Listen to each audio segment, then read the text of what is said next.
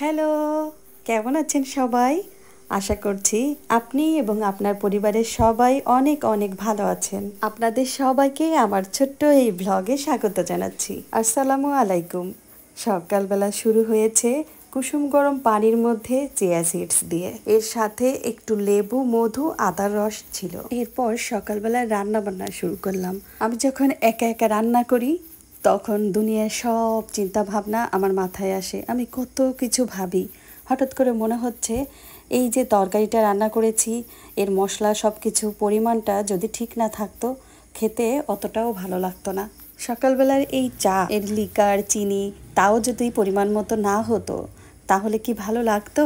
জীবনের সব ক্ষেত্রেই এই পরিমাণ বা পরিমিতি বোধটা অত্যন্ত জরুরি। আমাদের বাঙালিদের মধ্যে পরিমিতি বোধটা অনেক কম। আপনি খেয়াল করে দেখবেন, আপনি যখন কারোর সাথে কথা বলছেন তখন প্রয়োজনের তুলনায় অনেক সময় কথা বেশি বলা হয়ে যায়। আর এই স্বভাবটা আমরা কিন্তু একদিনে তৈরি করিনি, এটা সেই ছোট্টবেলা থেকে আমরা দেখে শুনে অভ্যস্ত হয়ে গিয়েছি। এর শুরুটা কিন্তু পরিবার থেকেই হয়। আমরা সবাই আমাদের সন্তানের অনেক ভালো চাই, অনেক ভালোবাসি, কিন্তু মাঝে মাঝে এই ভালোবাসাটা অনেক বেশি হয়ে যায়। ছোট্ট শিশুরও যে একটা আলাদা জগৎ আছে, আলাদা মতামত আছে, সেটা অনেক সময়ই আমরা ভুলে যাই। বাচ্চাদের যে খেলনা, সেটা ধরার আগেও যে অনুমতি নিতে হয়, সেটা আমরা বাবা মারা কখনো কল্পনাও করতে পারি না হয়তো। এই ছোটবেলায় তাদের সাথে আমরা যে আচরণটা করি সেটা অব্যাহত থাকে তারা বড় হওয়া পর্যন্ত।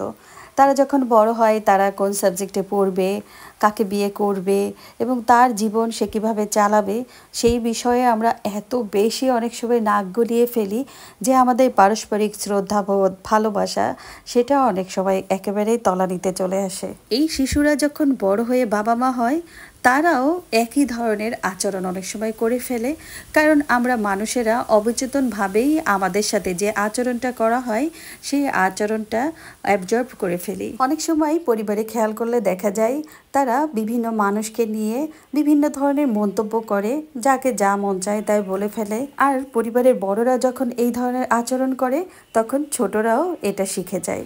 সম্পর্কগুলোর ক্ষেত্রে এই কারণেই সীমা রাখা খুবই প্রয়োজন। আমি কাকে কি বলবো সেই পরিমিতি বোধটা আমাকে থাকতে হবে।